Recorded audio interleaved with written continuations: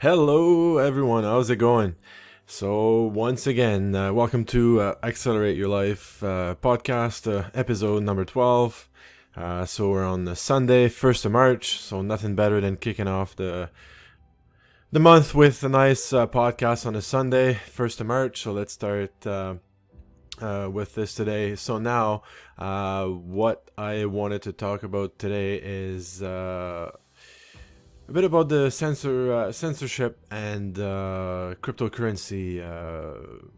How is it involved in that? So the censorship that's happening on social medias, especially YouTube per se, when it comes to the blockchain technology, the cryptocurrencies, and all that. So yeah, I wanted to touch on that. So typically, on a Sunday, I would do a live or something like that. But yeah, like I was discussing on other episodes, so I'm just trying to looked at what I'm doing essentially, right? So I decided today, I'm doing a podcast instead of a video. I don't know, I just didn't feel like doing a video, but again, same part. Sometimes you don't feel like doing something, but maybe if you accomplish at least one thing in your day or something, you still have a production day, right? So it doesn't mean I'm not doing anything with regards to like the business side and me doing a podcast and developing a passion and so on.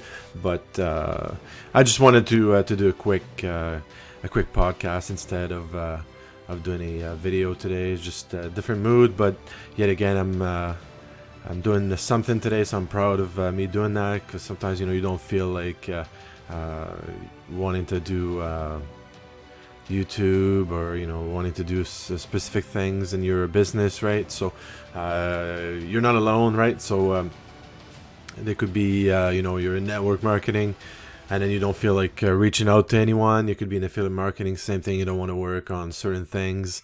So it happens. Again, we're easy to excuse all of that too sometimes, but at least understand that, and at least if you're doing something productive, no matter what that can be. In my case now, so I'm doing a podcast, Vice, doing a video, but I think, I'm still accomplishing something. So even though I don't feel like fully committing myself like the video today, I decided to do that. So if in your business you feel like that's something you struggle with, don't give me like, you're not alone. You know what I mean? So that's one thing that's for sure, right? You're not alone.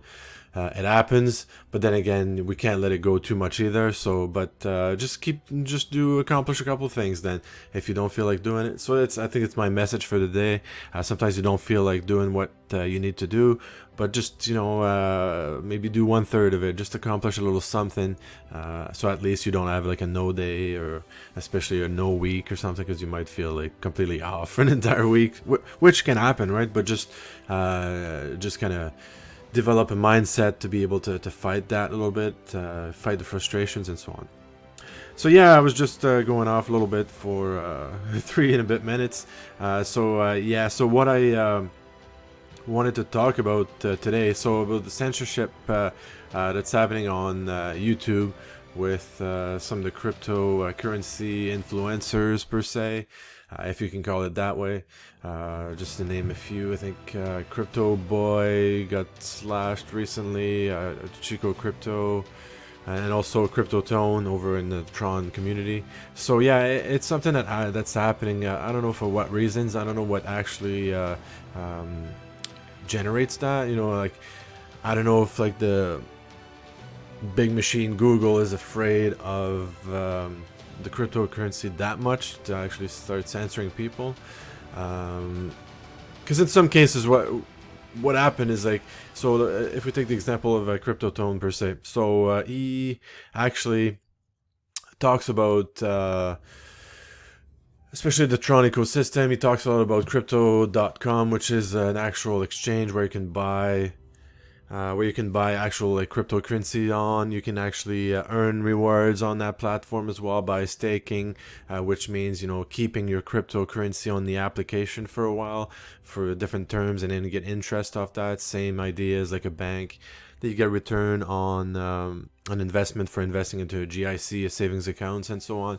So that's something that has been targeted about, at which leads probably with all the referral links that were in the description. But then again, I'm not sure. Like there's a lot of advertisement on Google. I mean, for whatever programs, if you pay for it, I don't know. I think they might be. I don't know if it's a frustration of him not like needing to pay to get that advertisement out or something. But I mean, it's nothing different than any other people promoting products online. I mean, like makeup or anything. I know it's about finance, and I know they might want to protect people, but I don't think you need to accomplish that to like you need that, to really teach people, right, in the financial service and stuff like that.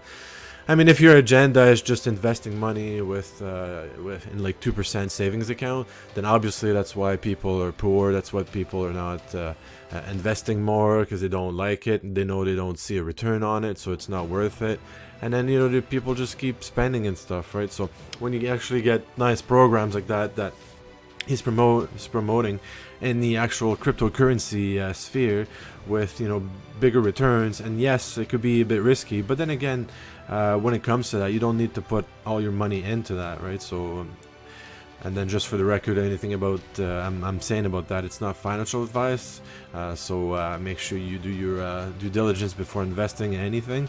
But again, it's something that anyone could be up to at some point. They want to generate a bit more money, and I think that's what he's promoting. The crypto sphere is promoting that, and then for some reason he got slashed from the actual platform, just for putting a couple of referral links, which typically if you were to sign up for one of those links, let's say for crypto.com, you'd get $50, and he would also get $50 in return for the referral, right? So it's just kind of enticing to kind of open an account. But I mean, like it's done on anything, right? So everyone's promoting their products, and it's tough world out there, so everyone needs to do, and I just don't understand why they're pushing that so much, and why they're scared, why they're pushing away crypto from Google. I don't know if they're up to something with like the Google Pay and stuff, or are they going to introduce their own cryptocurrencies or something? Maybe that's in I don't know why they do that. So which leads me to my next subject, which is about like the cryptocurrency and the implication of that into that whole content creating sphere, right? So recently, since this happened during Christmas, the whole censorship on YouTube and so on, that happened. So it led me to look at other options, just in case something like that was to happen. And then, obviously it was mainly pushed from those crypto influencers that were actually already starting looking for, like alternatives to YouTube, and then platforms such as like BitChute, although a bit more kind of into the politics. There's also library.tv, so lbry.tv. And also, there's another one. So the one I was talking recently, so vibravid.io is also another one. I was just thinking if there's other ones. Yes, DTube is also another one. So lots of platforms out there to also display your content, and then even music, depending on what you're up to, obviously. So I know Vibravid is good for that, for musical. For content creation, videos, and all that. So it's it's certainly something that you can look into. That strongly encourage to look into, because there's like we hear about like what's in the news, like we see like what CNN's display, but there's a lot of stuff that's happening that we don't know about, because obviously it's not pushed. Same thing with cryptocurrency. If I wouldn't be talking to you about that stuff, you wouldn't know anything about it, right? So it's not really a topic of discussion. I mean, they mention Bitcoin here and there once in a while, but there's also other projects that are good. out there. And yeah, so it's a big we're in an era of information sharing. Google, and obviously those big corporations like Google, Apple, obviously they own like the power, the monopoly of pretty much the information, right? So now that's why it led me to look at other platforms when it comes to content creation, when it comes to sharing social media. So there are other options out there. You just need to dig a bit more into it, and then because it's kind of scary that at some point they have so much information, and then they own your data, they sell that stuff, and then really you're just a victim of all that stuff. And there's nothing really you can do about it. I mean, to a certain extent, it's fine, right? Everyone, I'm myself using like Gmail and so on, but it's at some point it goes to say, you're like, oh, okay, well, there are still options into the content creation information over the internet, right? So that's again, that's a bit different podcast I'm doing right now, but it's kind of scary at times, and I just kind of wanted to introduce like a different subject for this podcast, because it's they have a lot of power. They're still and again, they're a lot more can be done, in that aspect. I think if people start, looking at other platforms, looking at other media, it can be done, right? But it's obviously people are going for the easy stuff. Obviously YouTube is so powerful that most content creators are on that platform. So I understand they would be hesitant, to go to like a different platform, because obviously they might lose, part of their audience. Also part of that, monetization, obviously lose a lot of chunk, right? So some people have 10, 20,000 people on there. So obviously they make their money from that too, make money from Facebook ads and so on. Not Facebook ads, but YouTube ads. So yeah, so I totally understand that. On the other hand, so that's why I started, to look into those other platforms, to really start, informing people about that, that it's still possible. Like, I obviously more into, I started like a lot in network marketing, affiliate marketing, but there's still ways, to share your content right on other medias, right? So if we think about like blogging, you can even go now with the Tron ecosystem. They recently acquired Steemit. Steemit is kind of almost like a Twitter, like it's content sharing information, but you can blog on there, and it's on the blockchain. It's something else that people don't know about. Same as like Medium. So what I did yesterday, I took my Steemit articles, put it in Medium. So you can share your content on other platforms, right? So same thing in library.tv, of which I got to look into, because they haven't uploaded my videos in the last 18 days. So it's usually automatic transfer from YouTube over to library.tv. It just hasn't been done in a while, so I think I'm gonna have to look into that. Yeah, so there are plenty of options there, right? So obviously there's gab.com, so same idea as like pretty much Twitter. Obviously they might have a bad reputation a little bit, just based on the fact that they might be like ultra conservative and so on. But I think I like the aspect of the free speech part of it in there. So obviously I might not agree with everyone on there, and then sometimes there's racism and stuff that could be allowed in some ways, right? And some of the tweets you see, not to call it tweets, but gabs on there. But it's also another different platform that at least they're not, because they're not paid by government, right? So believe it or not, like Google, obviously they'll receive a lot of money from government and so on. But then Gab, they make their money from the users and stuff like that. So if people want to encourage them, you can donate. You can use the pro version, which you sign up for a yearly price and stuff like that. So it makes it a way different access to information, right? So on those platforms you can discover, sometimes, or even if you're using that just to kind of to back up or to to see the other side of the medal, right? So you can use Twitter and Facebook and all that, but also use that platform, and then you go see what's going on there. At least, it gives you a bit of a good idea. Just be informed. It's we're easy, in falling into like what we hear and listen and read on the internet, but is it really the end all be all of the information? Sometimes it's not, right? So like I was explaining the other day, although it looks from some like media that Trump is the worst politician ever, and then you see everyone like against him or something. Well, the thing is, in everything that happens like that on the internet, like almost the same amount of people are for him, but we just don't hear about it, right? So that's also something that should be told, right? So it's part of the story. Again, I think there was a meeting I watched the other day, just a brief episode of. He was, I think, in Arizona, and obviously, most people will talk about against Trump and so on, right? But then you see that there's an arena filled with people in there, right, ready to support him and stuff. So although we think and on a daily basis that we hear a certain thing, it might not be like the end, the last, the last thing you hear about, right? So it might not be the last, the only thing you should know about that specific subject, right? And that's, I think, one thing that's good with now the cryptocurrency and kind of decentralized applications.